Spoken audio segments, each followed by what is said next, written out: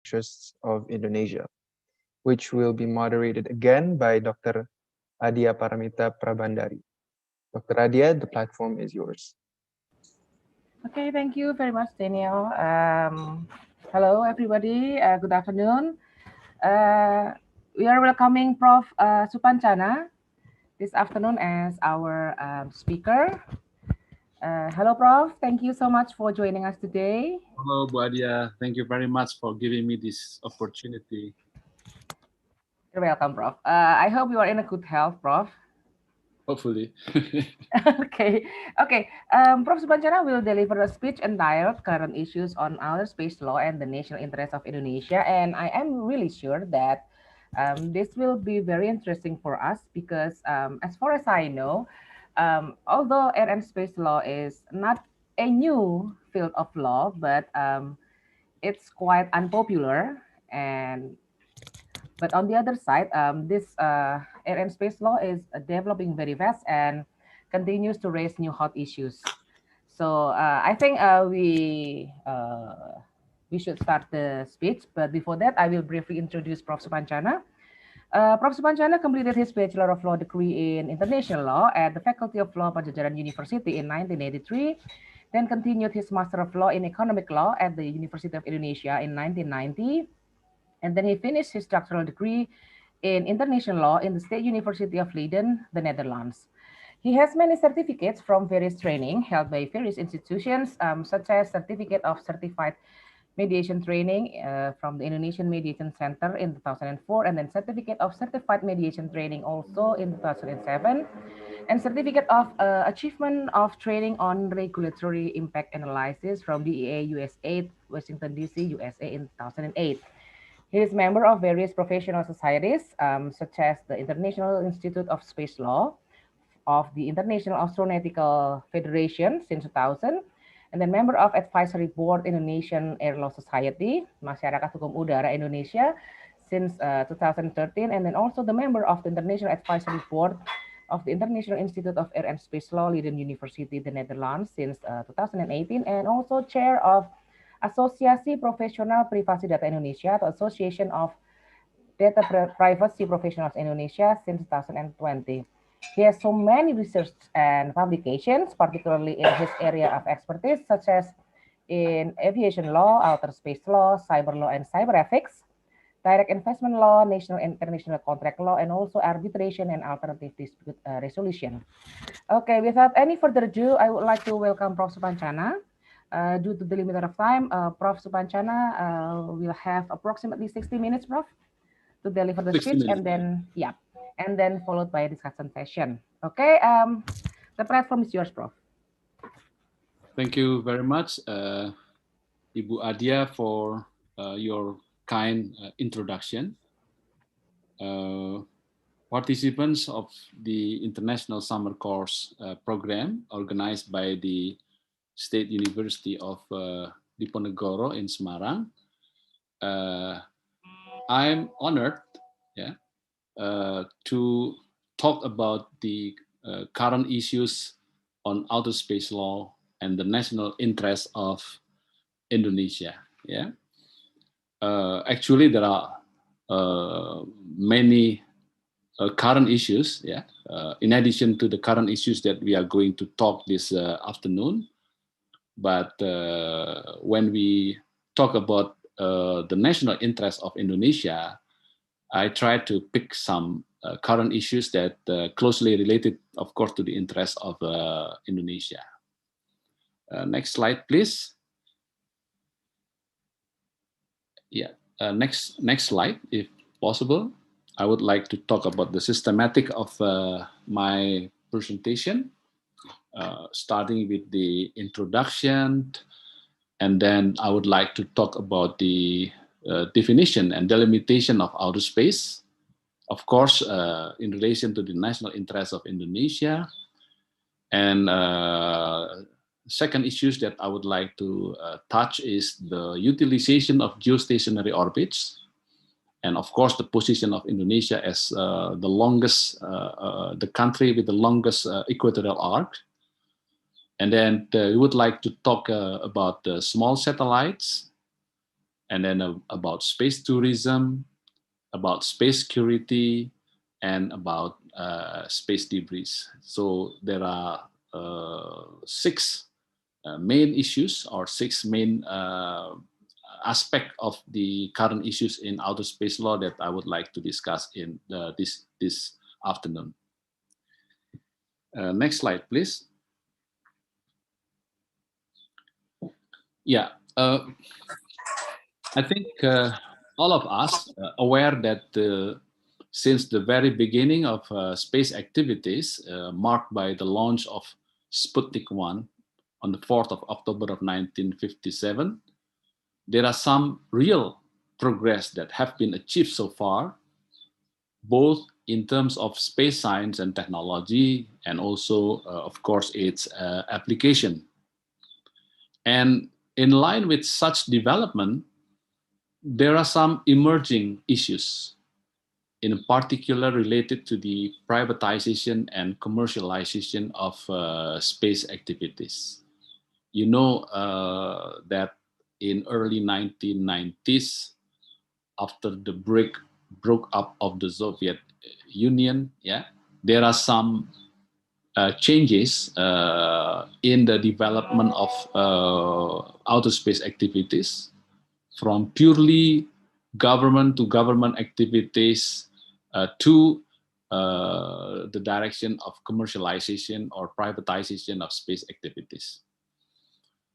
Of course, these emerging and current issues shall be taken into considerations both from the perspective of the development of international space law, as well as in accommodating national interests. For Indonesia, Indonesia is very dependent. Indonesia is very dependent to the development of space science and technology and its applications, due to the fact that Indonesia is the largest archipelagic country. Indonesia is what we call it a prone disaster country. Indonesia lies and we have the longest equatorial arc, etc. So by taking into account the specific geographical situation of Indonesia, of course, we have some national interest that we need to pursue, based on the existing and the future international space law. Next slide. The first issue that I would like to discuss with you is about the definition and delimitation of outer space. Maybe all of you have some preliminary information that airspace and outer space have a different regime, in terms that airspace subject to the complete and exclusive jurisdiction of the subjacent states, while the outer space is the province of mankind, and the sources in outer space belong to the common heritage of mankind. So the issue of definition and limitation of outer space is one of the issues that for quite a long time have been discussed as one of the agenda item in the framework of the legal subcommittee of the United Nations Committee on the Peaceful Uses of Outer Space. On the issue of definition and delimitation of outer space, first, of course, I would like to talk about the national interest of Indonesia concerning definition and delimitation of outer space. And then I would like to talk about some theoretical approaches to the issue of definition and delimitation of outer space, because there are some different approach: spatial approach, functional approach, mission approach, and hybrid approach. And we would also like to see how this issue have been discussed and how it is developed, in the international forum, especially at the legal subcommittee of the United Nations Committee on the Peaceful Uses of Outer Space. And I would also like to talk about the position of Indonesia, regarding the issue of definition and or delimitation of outer space. Next slide. Yeah, on the national interest of Indonesia concerning definition and delimitation of outer space, Indonesia have a very specific interest over the issue of definition and delimitation of outer space. And for that purpose, since early 1990s, there was a comprehensive study by an interdepartmental working group, at the Republic of Indonesia, to study about this issue by taking into consideration all relevant aspects. If I mention about all relevant aspects, it covers technical or technological aspect or criteria, ideological criteria, political criteria, social and cultural criteria, defense and security criteria, etc. And the main interest of Indonesia on the issue of definition and delimitation of outer space is, of course, the legal certainty, which, on the one hand, we would like to uphold our state sovereignty over the airspace above the territory of Indonesia. And on the other hand, we would also like to utilize outer space as a province of mankind to fulfill national interests. So one of the main aspects that we would like to discuss is about legal certainty. Because as you know that airspace and outer space belong to a different legal regime. Next slide. When we talk about theoretical approach, in general, we are talking about some approach such as functional approach, spatial approach, mission approach, as well as a scientific and technical approach. Spatial approach emphasizes on the differences between airspace and outer space, and therefore there is a need. There is a need for a clear determination between airspace on the one hand and outer space on the other hand, of which they are they have a different legal regime. Airspace subject to the complete and exclusive jurisdiction of the subjacent states, as stated, for example, under Article 1 of the Chicago Convention on 1944, while outer space, in accordance to Article 2 of the Treaty on Principles Governing the Activities of States in the Exploration and Use of Outer Space, known as Space Treaty, it says that outer space, including the moon and other celestial bodies, is not subject to national appropriation, whether by occupation, by claim of sovereignty, or by any other means. So under the spatial approach, there is a need to make a distinction between airspace and outer space, which fall into different legal regime. So we need to know exactly, vertically, for example, whether the altitude or the upper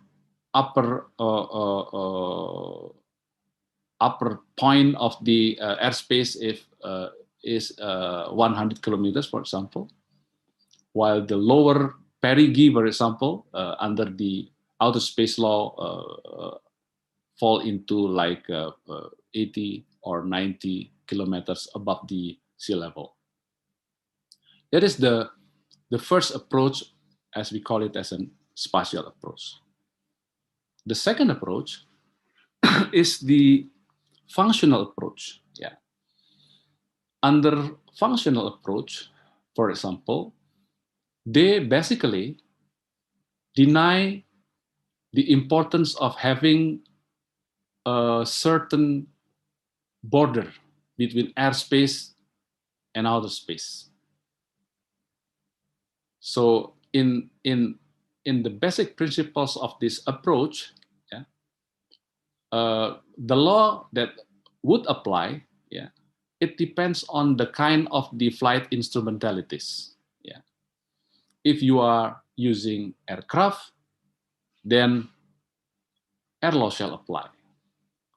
While if you use spacecraft, rocket, satellite, etc., then outer space law shall apply, irrespective of the fact that this kind of flight instrumentalities go through the airspace as well as outer space. This is the functional approach. But there are some limitation on this approach, especially with the development of what is called as aerospace object. Yeah, aerospace object is of a kind of flight instrumentality, which on the one hand, yeah, operate like an aircraft, but on the other hand, also operate like a spacecraft. One of a good example of this aerospace plane, for example, is a space shuttle, yeah, the reusable launching vehicle, yeah, like space shuttle. So this become then an issue. And another approach is what we call it as a mission approach. Under mission approach, it depends on the kind of activities, yeah, of the purpose of the activities of the flight instrumentalities. If the main purpose, for example, is to serve the flight between London to Sydney, for example, by using aerospace plane, yeah, through the airspace, but also through the outer space, then there is a possibility that air law shall apply because it is a kind of the extension of the activities of aircraft, but only using the combination between aircraft and spacecraft in the form of aerospace plane. So this approach is also called as the mission approach. There are also some approaches under this existing scientific and technical approach, like von Karman line theory, the theory of perigee. Yeah, perigee is the lowest track or the lowest trajectory of a satellite, for example. Yeah. So these are some theoretical approach that we had taken into consideration before we decided whether we have to apply, we should apply, for example, one of these theoretical approach. Next slide. On the issue of definition and delimitation of outer space, there were also some development on the discussion of the issue at the international forum. Yeah, this issue have been discussed more than 5 decades. Yeah, so there are several phases on the discussion on the issue of definition or delimitation of outer space within the framework of the legal subcommittee at the United Nations Committee on the Peaceful Uses of Outer Space. Yeah, and some states, of course, make some statement of intervention, yeah, on the issue, both by member states, yeah, because the United Nations Committee on the Peaceful Uses of Outer Space is also a political forum, yeah, where states, based on their national interests, make some statement on intervention on the issue. Still previous, yes, yeah, still this slide. And also observers, yeah, because some international organization like International Law Association, for example, Space Generation Advisory Council. Yeah, they are invited as observers. Yeah, at the United Nations Committee on the Peaceful Uses of Outer Space to also present their observation, their position, yeah, on the issues, including the issues of definition and delimitation of outer space. And in order to facilitate, yeah, the effort to find a solution on the issue of definition and delimitation of outer space, under the legal subcommittee of the United Nations Committee on the Peaceful Uses of Outer Space, it was established a kind of working group, yeah, working group. So we have to also take into consideration the work of the working group, chaired by Professor Jose Monserrat from Brazil. Yeah, since 2016, I attended the legal subcommittee session every year until 2021. So we paid some attention to the issue that closely related to the interests of Indonesia. Yeah. And how about the future prospect? Yeah.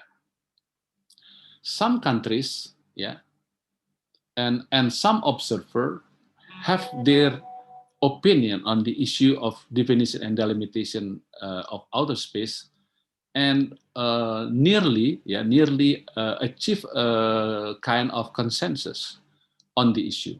But some powerful countries, yeah, some what we call it as space powers, yeah, put their objection on the determination of definition and delimitation of outer space based on the spatial approach, due to their, of course, due to their national interest, because they want to fly as low as possible above the airspace of other countries, but they want to have a defense system as high as possible above their territory. That is the interest of country, yeah. And because of the basic principles on the decision-making process under the United Nations Committee on the Peaceful Uses of Outer Space, which are based on consensus, so far there is no consensus. But of course, some countries may determine their position regarding definition and delimitation of outer space. Next slide. How about the position of Indonesia regarding the issue of definition and delimitation of outer space? Interdepartmental working group have reported to the government of Indonesia about their study.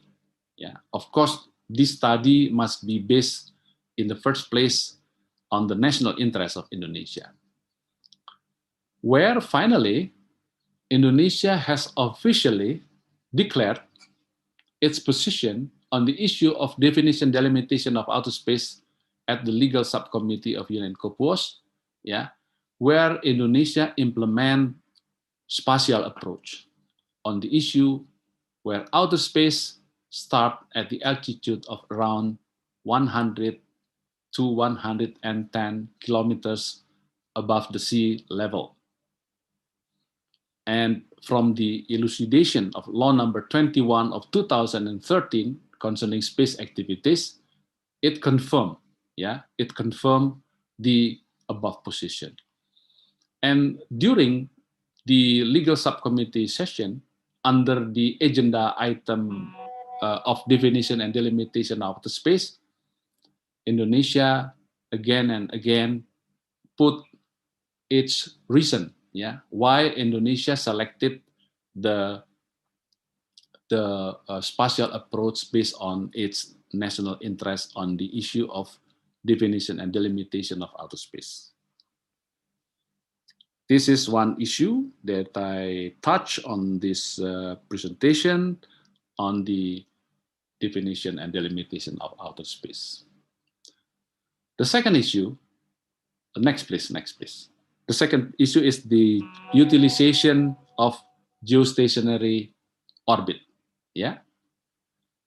First, I would like to talk about what is geostationary orbit? What are the characteristics of GSO, known as GSO? And then what are the existing international legal regime governing the utilization of the geostationary orbit? And what is the national interest of Indonesia over geostationary orbit? And then, of course, some efforts that have been conducted by the Indonesian government at the international forum to accommodate national interests. Yeah. Next slide. Next slide, we are talking about the characteristic. Yeah. Next slide. Yes. Yes. This is. Yeah. As you know, GSO or geostationary orbit is a circular orbit. Yeah. Above equator at the height of around 36,000 kilometers above the sea level. Yeah. And this orbit, including its frequencies, yeah. So when we are talking geostationary orbit, we are not all talking about the orbit only, but we are talking about the orbit and its frequency spectrum, yeah. And this orbit is very, very strategic for placing satellite, especially for fixed satellite services, yeah. So if we have a communication satellite placed on geostationary orbit, yeah, it seems like remaining in the same position, yeah, yeah, regarding the rotation of the Earth, yeah, and that's why this is very strategic, because one satellite placed at the height of 36,000 kilometers above the sea level, yeah, above the equatorial arc, have a coverage of around 1/3 of the Earth surface. So you can imagine that with only one satellite, it covers, yeah, communication to the very vast area. The problem is this orbit spectrum resources is a limited natural resource. So if there is an overutilization of the GSO, it may cause, for example, a collision, or it may cause radio spectrum frequency interference among one satellite to another satellite. So this is the characteristic of a geostationary orbit. Yeah. Next slide. Yeah. The issue of geostationary orbit have been discussed for quite a long time under the framework of the legal subcommittee of the United Nations Committee on the Peaceful Uses of Outer Space, as well as the Scientific and Technical Subcommittee of the United Nations Committee on the Peaceful Uses of Outer Space. And its utilization, yeah, also regulated by the International Telecommunication Union, yeah. And there is a kind of registration system under the first come, first serve mechanism, where the registration procedures cover advanced publication, coordination, and also notification. Next slide. What is the national interest of Indonesia over GSO? Yeah. As the largest archipelagic country, Indonesia depends on space science and technology and its application. You may imagine that Indonesia has around 17,000 islands, and it is not economic, yeah, if we deploy cable, yeah, to connect all these islands, yeah, to communicate each other, or maybe to use radio communication. By only using one satellite, For example, for telecommunication purposes of the fixed satellite services, it can cover the whole country. Yeah. So as a country with the longest equatorial arc, Indonesia is a country with specific geographical situation. And therefore, we need to have a guarantee on sustainable utilization of geostationary orbit for placing national satellite to accommodate national interests. Yeah. As you know that in 1976, Indonesia launching what a satellite that we call it Palapa, and it was the first telecommunication satellite for domestic communication system among developing countries in the world. Yeah. We were the first at that time who launched satellite, yeah, to serve domestic communication in our country. So this is one of the national interests of Indonesia over geostationary orbit. Next slide. We are talking about some effort to accommodate national interests. Yeah. First, we have to recall about what is called as Bogota Declaration of 1976. Yeah. At that time, some equatorial countries, make a declaration in Bogota, stated for their functional claim over geostationary orbit. And this declaration is actually a response of inequality in the utilization of orbit spectrum resources at the geostationary orbit, which at that time solely based on first come, first serve. So if it is only based on first come, first serve, then only some developed country can utilize geostationary orbit as a limited natural resource. So if this first come, first serve principles is applied without taking into consideration the legitimate needs and interests of developing countries, as well as countries with countries with a specific geographical situation, so there will be no opportunity.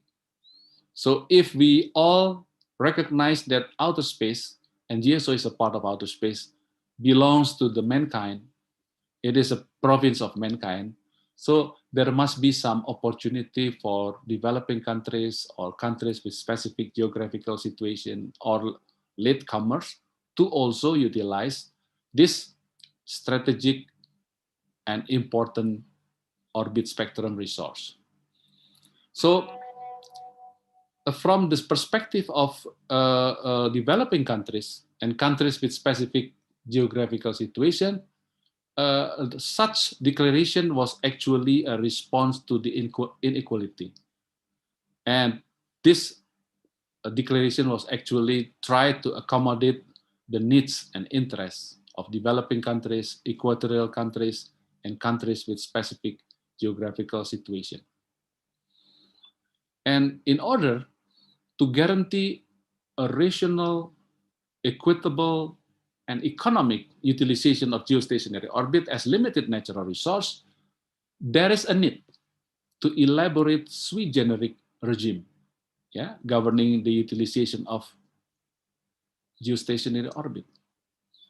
And in 2016, myself, on behalf of the government of Indonesia, made a technical presentation before the legal subcommittee of the United Nations Committee on the Peaceable Use of Outer Space, with the title of the need to elaborate sui generis regime concerning GSO, in order to secure or to guarantee equitable access to geostationary orbit as a limited natural resource. And in the statement of intervention, presented by the delegates of the Republic of Indonesia at the 2017, 2018, 2019, and 2021, because last year the UN COP was decided to not to have a session on this issue. So at these sessions of the legal subcommittee, Indonesia made some elaboration to certain principles under existing space law as a part of formulating sui generis regime, like the principles of non-appropriation, the principles of peaceful uses of outer space, the principles of equitable access, etc. These are some efforts conducted by the delegates of the Indonesian Indonesian delegates to the United Nations Committee on the Peaceful Uses of Outer Space, especially at the legal subcommittee sessions. Next slide. So I have already discussed two important issues for Indonesia. One is the definition and delimitation of outer space. And secondly is the utilization of geostationary orbit, because orbits are not only confined to geostationary orbit, but we also have like medium Earth orbits. We also have like highly elliptical orbits. We also have like LEO, low Earth orbits. But one of the most important orbits from the perspective of the Republic of Indonesia is, of course, for the purpose of accommodating national interests, especially in the field of telecommunication, is the geostationary orbit. Now I would like to talk about another issue, which is also very important from the perspective of the government of Indonesia, but also a part of the agenda item that being discussed by a member of the United Nations Committee on the Peaceful Uses of Outer Space, which is the issue of small satellites. Now, on this issue, we would like to talk about, for example, on the technological development of small satellites, and then what is the legal framework, governing the activities of the small satellites, and then we also would like to talk about the small satellites and the interests of developing countries. Next slide, please. You know that the current development of satellite, for example, is not only confined to big satellite, but we are also talking about small satellite, micro satellite, nano satellite, and even cube satellite. So it's a very small satellite in terms of its size, in terms of its weight, but it has the same function. And they are launched, to be operated, mostly at the lower orbits, mostly at the lower orbits. Next slide. How about the legal framework of small satellite?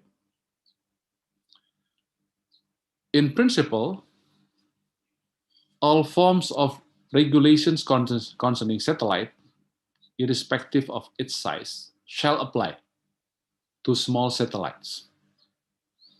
And such regulations cover, for example, the use of orbital slot and frequencies, including procedures of registrations, from advanced publication, coordination, and notification, for example.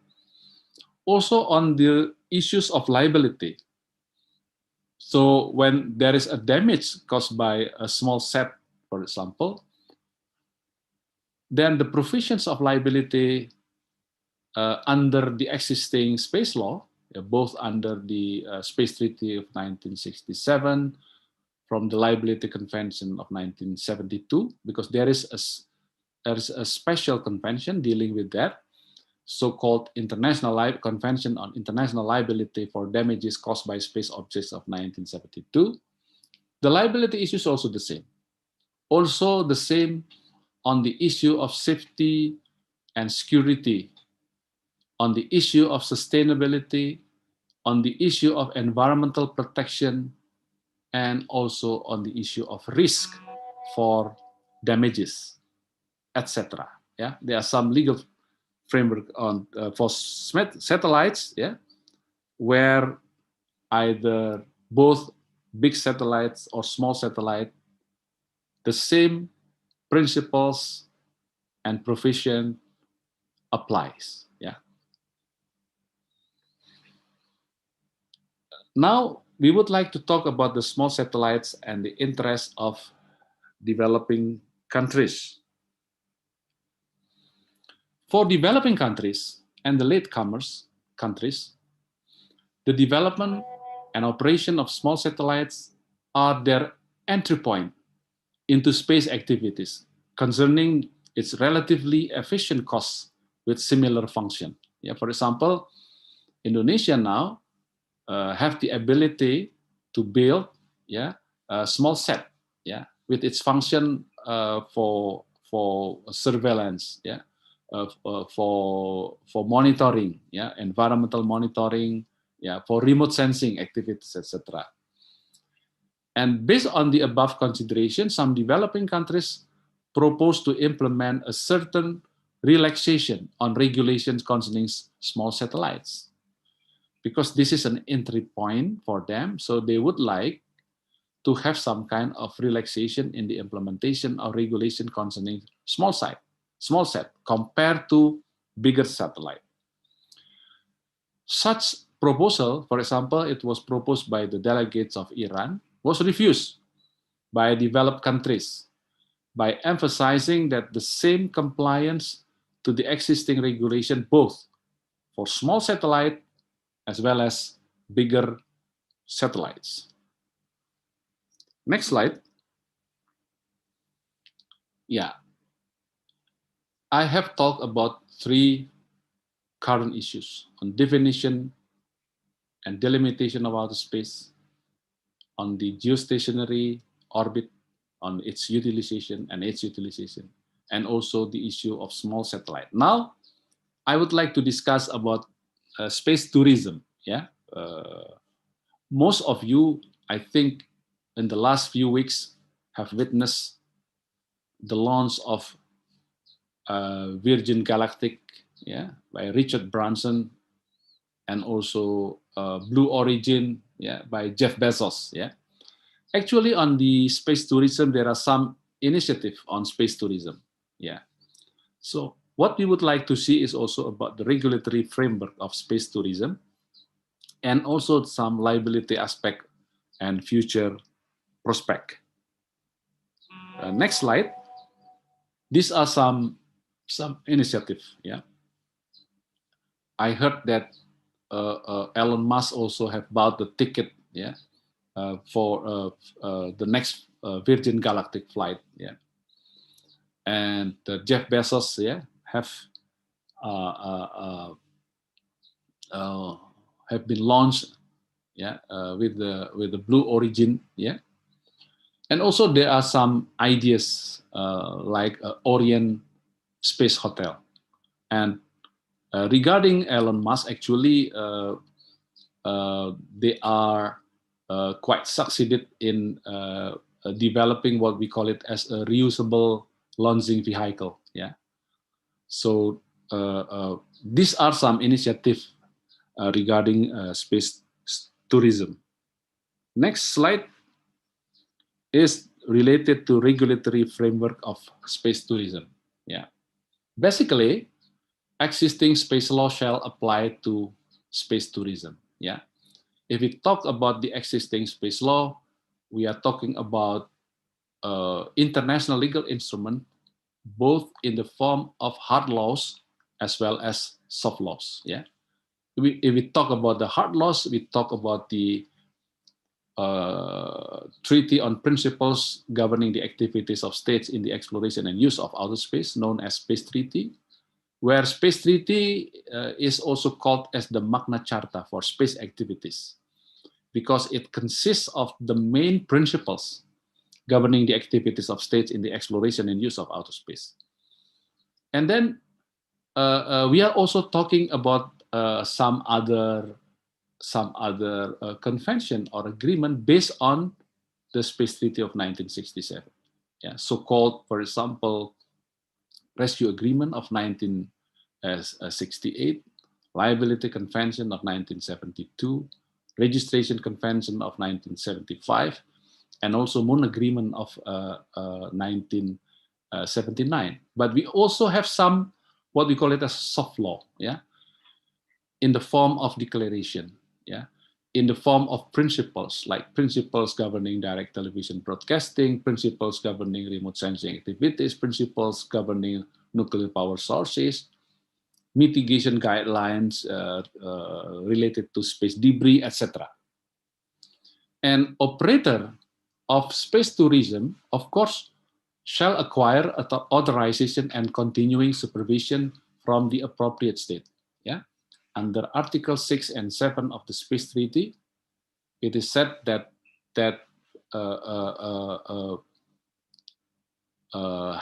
state has a responsibility over activities conducted by international organization, for example, where the country is the member of this organization, and also they should have authorization and continuing supervision to any activities conducted by any other entities, yeah, including private sectors in conducting space activities.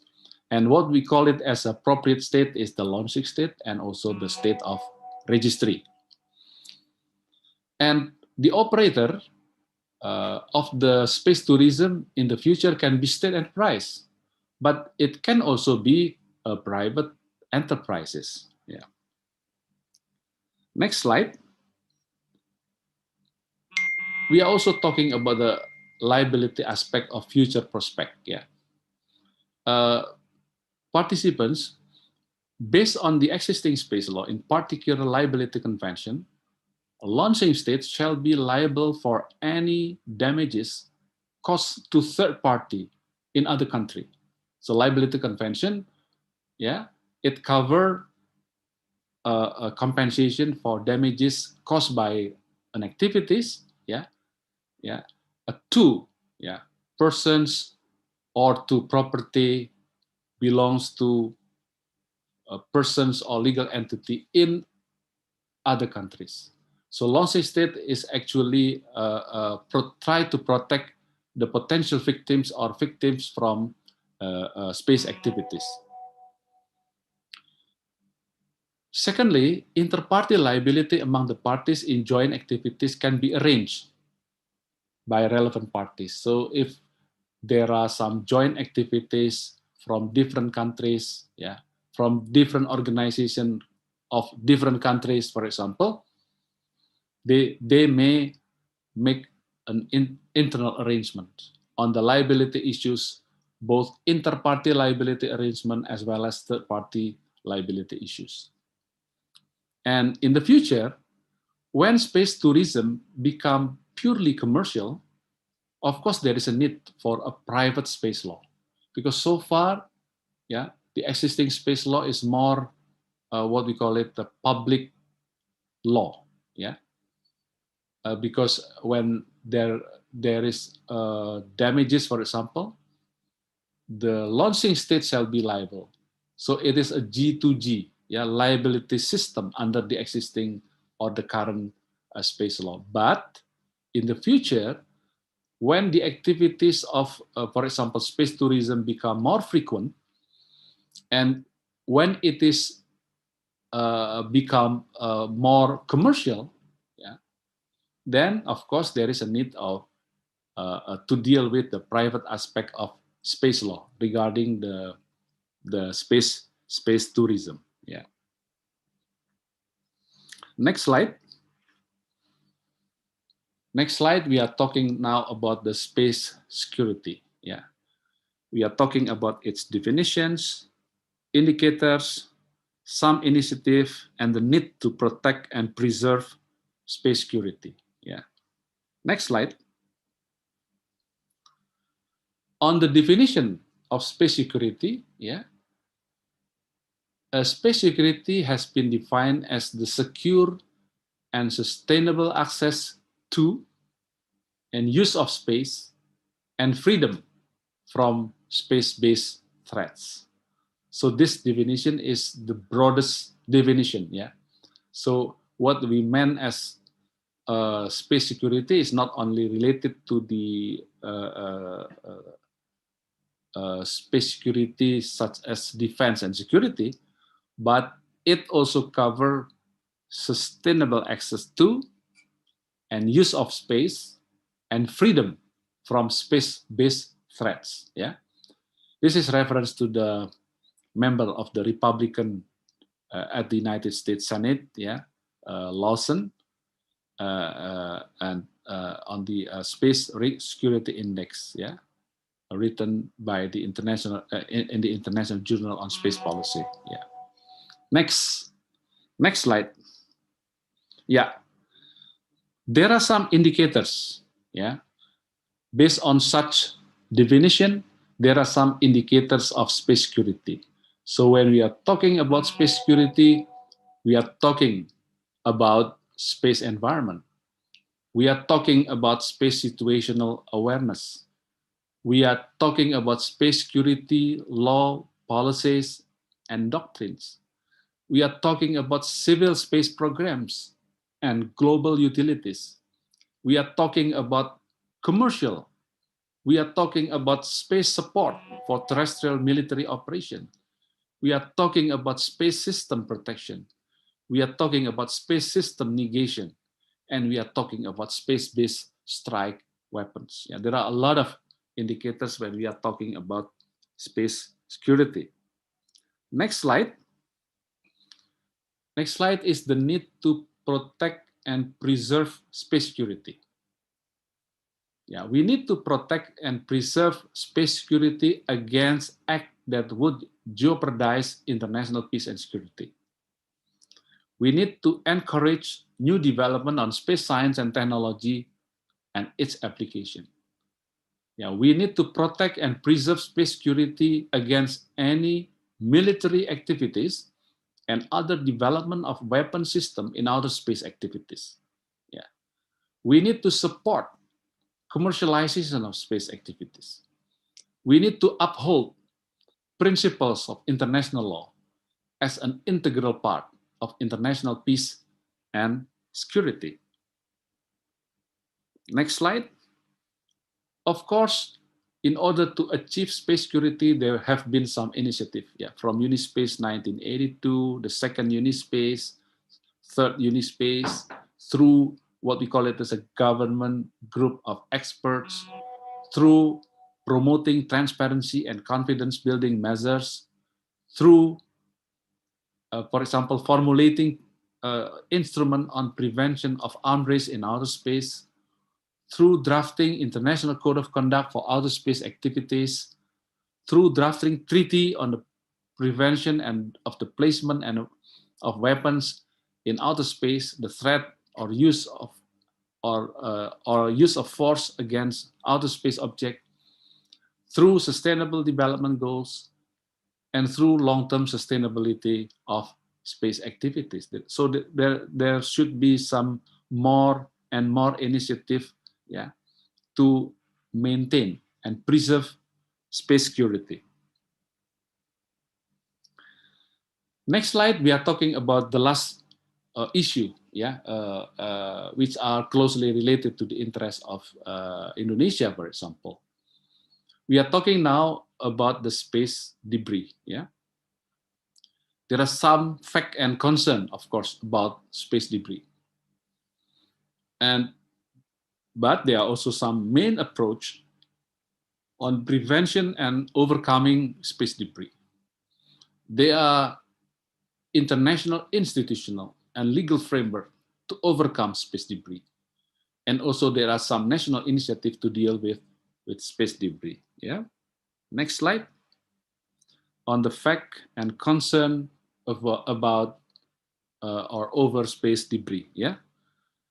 The European Space Agency, yeah, made some estimation based on their observation that there are more than 8,000 tons of space debris in outer space.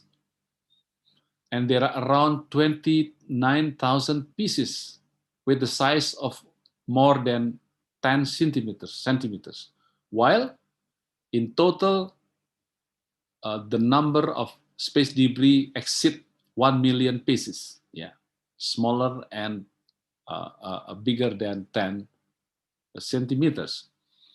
And at the moment, there are around 2,000 active space objects, yeah, both at the geostationary orbit, low Earth orbits, medium Earth orbits, highly elliptical orbits. The main concern of space debris is actually over possible significant impact caused by collision among active objects. The case of re-entry of Falcon 9 rocket of SpaceX and the China space station Tiangong and the shooting of Fengyun satellites brought more concerns over space debris. Next slide. There are some main approaches on the prevention and overcoming of space debris. Yeah. For example, on the question of how to relocate space debris. Yeah. There are some techniques, yeah, that are being developed, like what we call it as the orbit mission. For example, to grasp the wayward of space junk and to catch it by using, for example, robotic arm or a kind of net in outer space. And how to, for example, to stop or reduce the number of space debris. Yeah, among others, is to jettison the space object to deep space or graveyard orbits by using the remaining fuels, or to design a satellite with certain materials where it would totally burn during re-entry into Earth's atmosphere. So it can, for example, reduce the number of space debris in outer space. Next slide is related to the international, institutional, and legal framework to overcome space debris. Yeah. On the institutional framework, we have to study about the works of United Nations Committee on the Peaceful Uses of Outer Space, supported by its secretariat, so-called United Nations Office for Outer Space Affairs. We are talking about the works of the European Space Agency, the International Telecommunication Union, the International Standardization Organization like ISO, International Law Association. We also talk about the Interagency Debris Coordination Committee, or IADC, and also the International Aeronautic and Astronautic. Yeah. On the legal framework of the space debris, yeah, we are talking about the existing space law like Outer Space Treaty 1967, Liability Convention 1972, Registration Convention 1975, UN Space Debris Mitigation Guidelines, ITU Recommendation on Environmental Protection on GSO, ISO 24113, International Law Association Draft International Instrument on the Protection of the Environment for Damages Caused by Space Debris of 1994, among others. Yeah, there are some legal frameworks available to overcome the issue of space debris. Yeah. And how about the national initiative to deal with space debris? Yeah, we give some an example. For example, Japan, they developed what they call it a JAXA Space Debris Mitigation Guidelines, yeah, to be implemented by the organization. In Russia, they have what they call it as the Russian Policy on Space Debris. In the USA, there are US Space Debris Handbook of 1988. In Germany, there are questionnaires on space debris removal. Yeah. In Indonesia, we have not developed our national initiative to deal specifically with the issue of space debris. So it is a homework, yeah, for the government Indonesia to deal with this issue.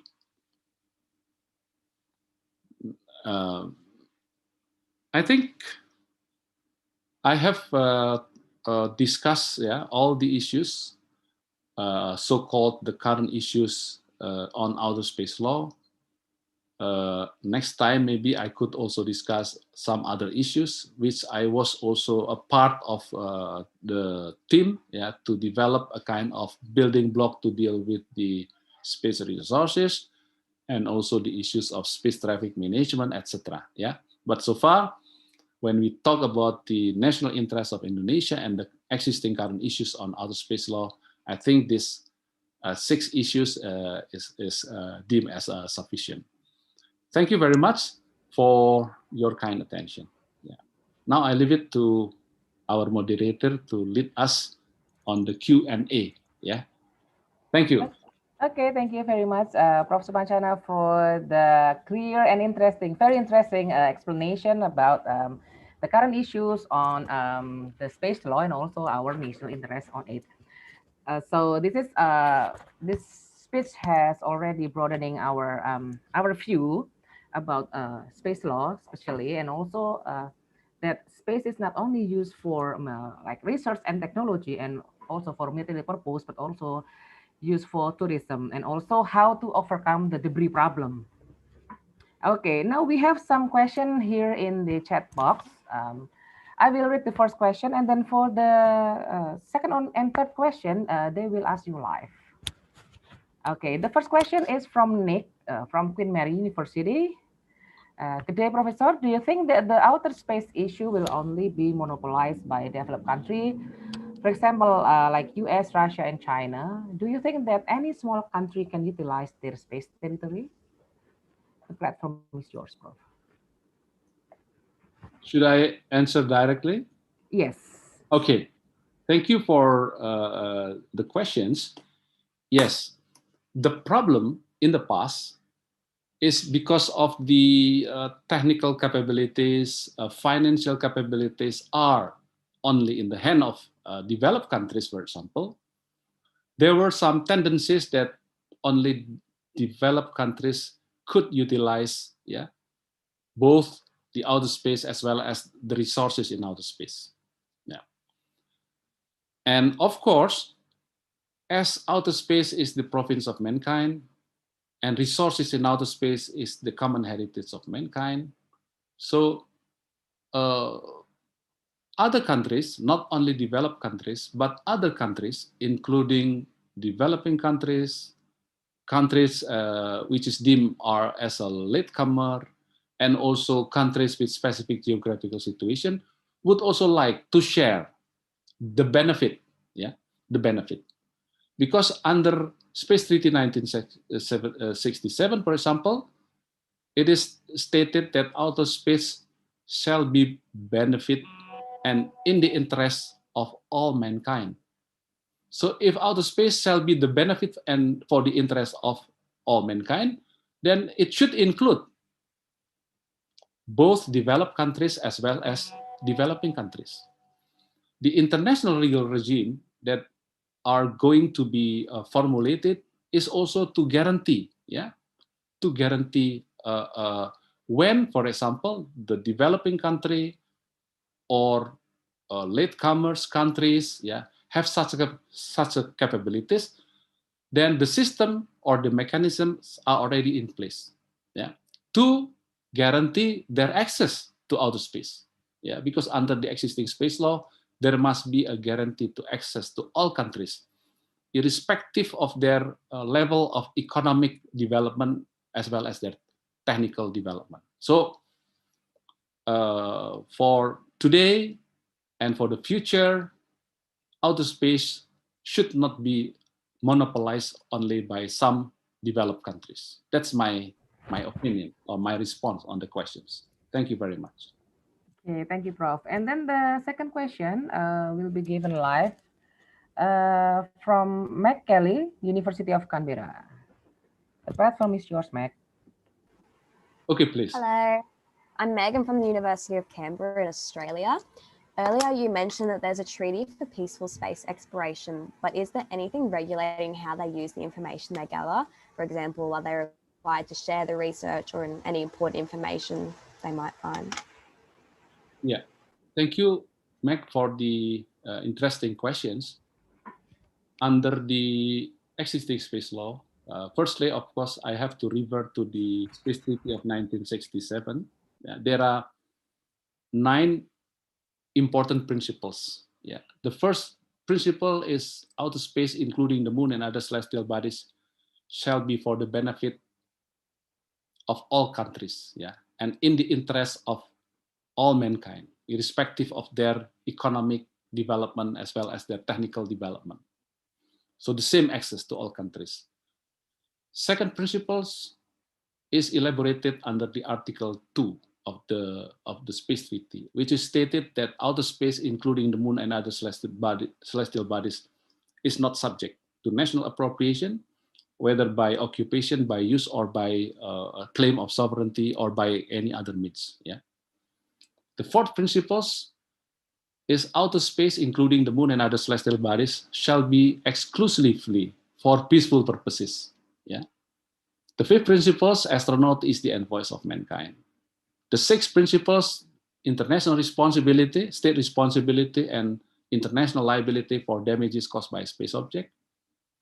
The seventh principles regarding registration, yeah, where state of registry still retain jurisdiction and control over the object, wherever it is.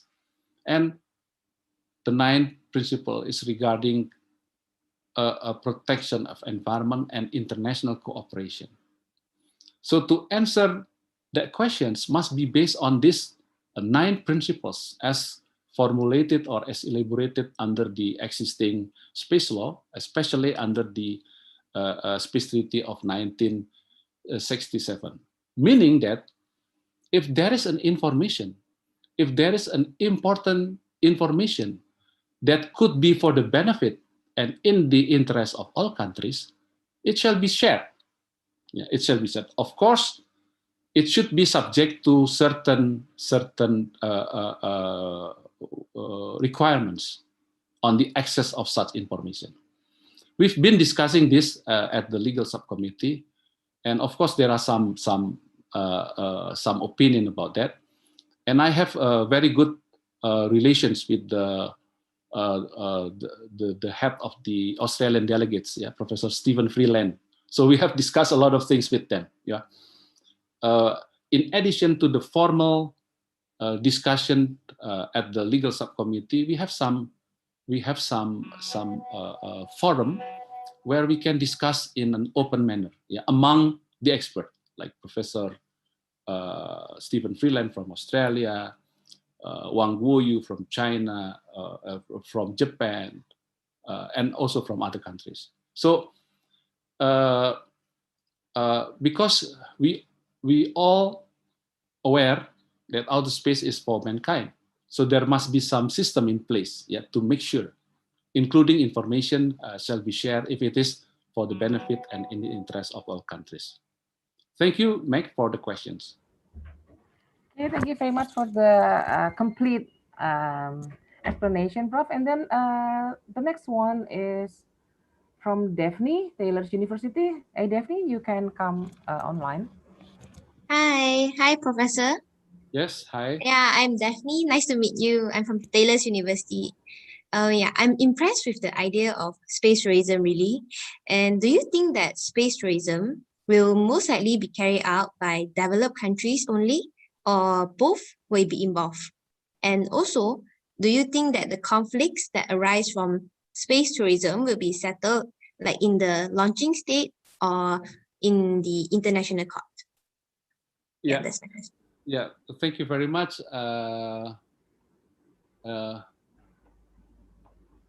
It's Daphne. Dennis or Daphne? Daphne. Daphne. Yeah. Thank you very much, Daphne, for such questions. Yes, it is a very interesting development of space tourism. Yeah, it seems that some what we call it billionaire, yeah, like Elon Musk, Richard Branson, Jeff Bezos, yeah, and others are turned to outer space for the future. And actually, space tourism is only a part of development of what we call it privatization and commercialization of outer space activities. Yeah. And in my personal opinion, not only regarding space tourism, but to other aspects, yeah, of commercial utilization of outer space, developed countries as well as in cooperation with developing countries, we can work together. Yeah, I can give you an example, very simple example.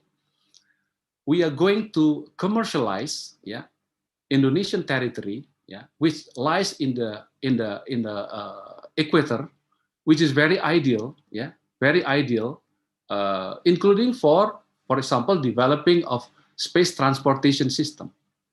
In 2006, I was one of the Indonesian delegates who negotiated with the government of Russia, with the Rosavia-Cosmos, Russian space agency, to develop what we call it as space transportation system based on using the aircraft. So we used the Antonov 124 military version, yeah, for example, and we put a Polyot rocket, and then we will launch, yeah, with this Antonov 124 military version and the rocket Polyot inside the body of the aircraft to launch satellite from our BIOG, yeah, from IV. So we use what we call it air launch space transportation system. So the aircraft of Antonov 124 military version with its rocket and with satellites to be launched, yeah, fly from the BIOG and then fly above the international airspace, and then they open the rear of the aircraft, yeah, and then they ignite the rocket to launch, and then from the geotransfer orbit they place the satellite into its intended orbits. Yeah. Commercially, actually, it is very promising. Yeah. Why it is promising? Because at that time, the cost of launching is reduced quite substantially, and there are already around 70 satellites, Russian satellites, to be launched by using this what we call is air launch space transportation system. But the problem is at that time is there is a regime among space faring nation, yeah, so-called MTCR, Missile Technology Control Regime, of which they cannot work together with countries, yeah, non-member of the MTCR, yeah. So there are some problems actually legally, yeah, but it is still open. The opportunity is still open, and Indonesia is now also approached by some other countries to develop, for example, space transportation, including in the field of space tourism. So, in my view, this is my personal view and my personal observation that in the future, developed countries as well as developing countries can work together, yeah, to develop commercial utilization of outer space, including space tourism. This is my confidence on that issue. Thank you for the questions. Thank you, Professor. Thank you For your answer. Okay, thank you, Daphne. Next question is from Danish UKM on the chat box. There was coalition between the defunct Russian spacecraft and operational commercial satellite owned by America, which completely disintegrated, which created 2,300 pieces of space junk that now floating our planet. As you mentioned in III.D, that states shall be liable for damages caused by their space object, but in this case, there were impossible uncertainty to determine on who should be responsible for the collision. Do you think that the treaty lacking in addressing this matter?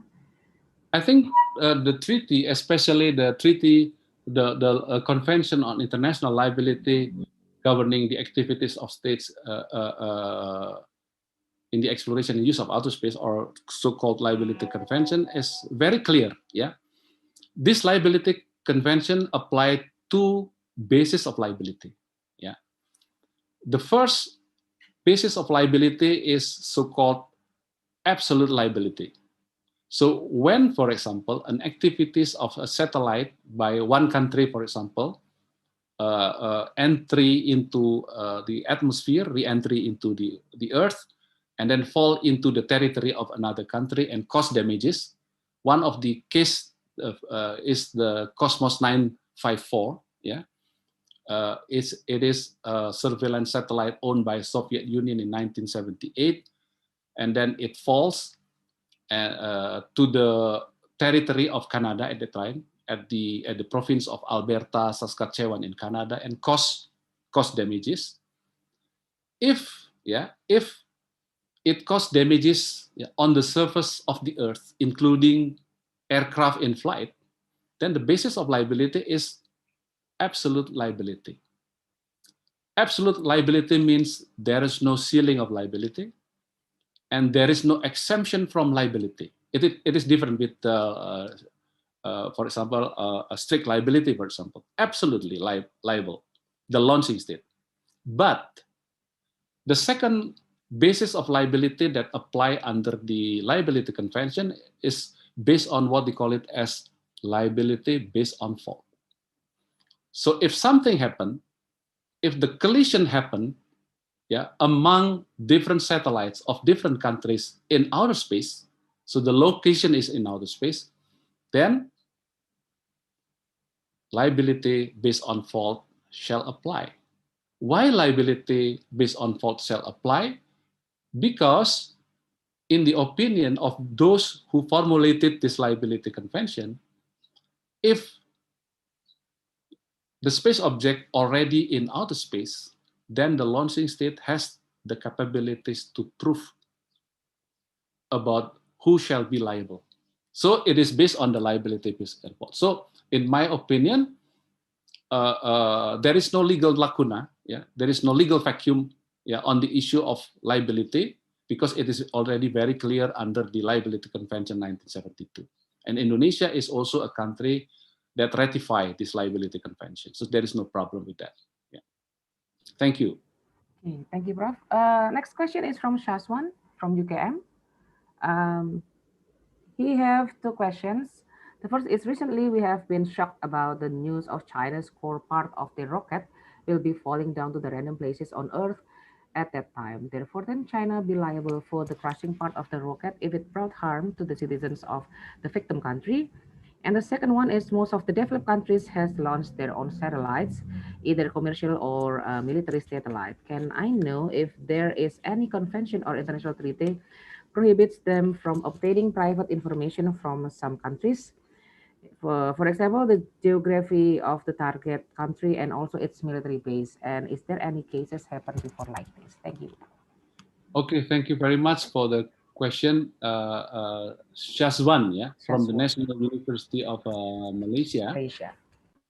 If, of course, liability convention has very clear, if the damage caused to the surface of the earth of other country, both to individuals as well as to property, then the launching state shall be absolutely liable.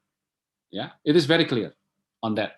So if the China rocket falling down in the territory of a certain country on the earth, for example, then the absolute liability shall apply to the launching state, which in this case is the government of China, because the liability convention is G2G. Even the space object is owned by private sectors, but as long as these private sectors get authority and continuing supervision from the government of China, for example, the company is incorporated under the law of China, then the government of China in the first place shall be liable, absolutely liable, when the damage caused is on the surface of the earth or to aircraft in flight.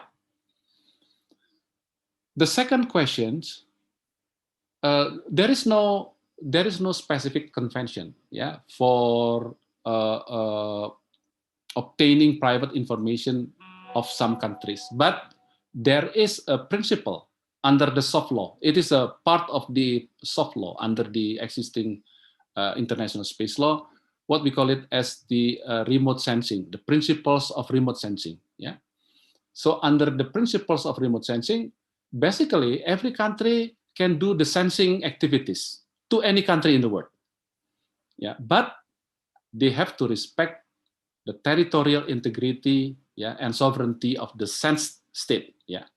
And when they are going, for example, to disseminate the data or information on the geographical situation, on the resources, etc., then they have to consult. with the sense state. Yeah. So this soft law, even though it is legally non-binding, but it becomes a practice. Yeah, it becomes international common practices. Yeah, when it is dealing with the satellite, for example, remote sensing, etc. So no problem. Yeah, no problem with that. Yeah, it is not regulated by a hard law, but it is regulated by a soft law, of which most countries comply. Yeah, comply, and it becomes maybe in the future, when there is a need to have a certain convention on this remote sensing, then the need is already there. Yeah. Thank you for the question. Yeah, thank you very much, Prof, for the answer. Wow. It is very informative and also very clear for us as the participants that the use of outer space has already regulated, and with its fast development, I think there is a need or an urgency to revise the convention, Prof, I think. Yeah, for certain activities, of course, we need to develop a kind of building blocks. Yeah, maybe I would like to touch upon the issues of the space resources. Okay. Space resources is a very big, very important. Yeah, regarding whether the existing space law shall apply also to space resource. I was one of the member of the Hague Space Resource Governance Working Group, together with experts from some countries, yeah, and not much, yeah.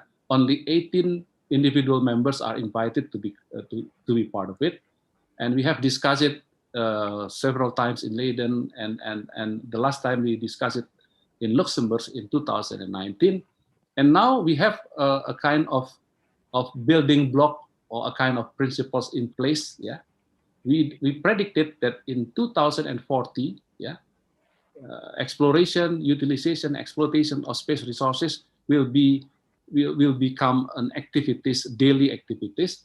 But from now, 20 years before its real implementation, we have already some kind of building blocks or principles, yeah, to be offered to the international community in the development. And this issue is also discussed as a part of the agenda item under the legal subcommittee of the United Nations Committee on the Peaceful Uses of Outer Space. This is just an information about some other issues like space resource. Yeah. And I think we can have another seminar, international or maybe national seminar regarding this new issue in the future, Prof. Yes. Yeah. Okay. I think this is almost the end of the session. But before we end the session, I would like to ask Prof. Supanchana to give closing statement, Prof. Maybe 1 or 2 minutes. Yeah. 1 minute. Aviation and space is our future. Let's all of us deal with it. Thank you. Okay, thank you very much, Prof. Supanchana, and also all the participants for your active participation. Finally, we come to the end of our session today. Thank you very much again, Prof, for the insightful speech and also Thank you very the much. audience. And then also, yeah, thank you for your attention, guys. See you tomorrow. Also for participants. Okay. Yeah. Thank you. Thank you. Thank you, Prof. Assalamualaikum. Bye. Yes. Keep healthy. We go back to the Master of Ceremony, Daniel. Okay. Can I leave? Okay. Thank you, Professor Supanchana and Dr. Adia, for the interesting discussion. Participants, before we end the session, we would like to hold a brief photo session. So please turn on your cameras and take position.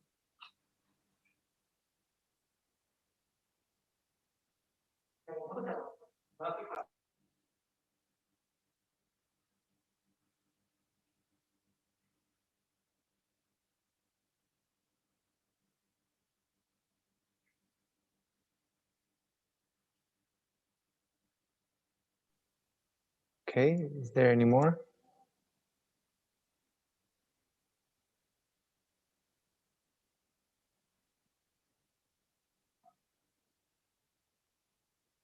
Okay, let's take the picture.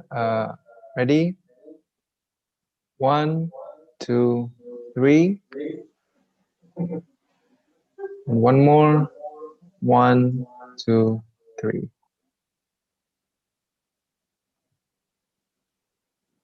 That's it. Thank you, participants. That will be the end of the second session for today. Thank you. Hope you have a lovely afternoon. Thank you. Thank you very much, Daniel. Thank you for all you, the Prof. participants. Bu Adia, thank you very much. Thank you, Prof. Bye. Thank you, Prof. Bye. Bye-bye. Thank you, everyone. Bye, Bye. guys. Thank you. Thank you, Prof. Thank you, Prof.